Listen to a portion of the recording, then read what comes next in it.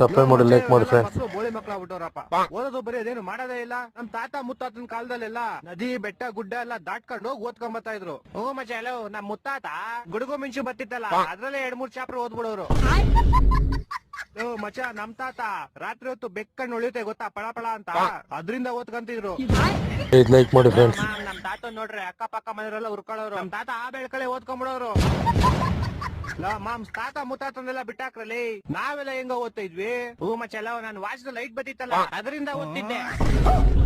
ಎಷ್ಟು ಉರ್ತಾವ್ರ ಮಾಮ್ ನಾನು ಕಲ್ನ ಒಂದಕ್ಕೊಂದ್ ನೋಡೋರೆ ಬೆಂಕಿ ಕಿಡಿ ಬತ್ತಿತ್ತಲ್ಲ ಅದರಿಂದ ಓದ್ತಿದ್ದೆ.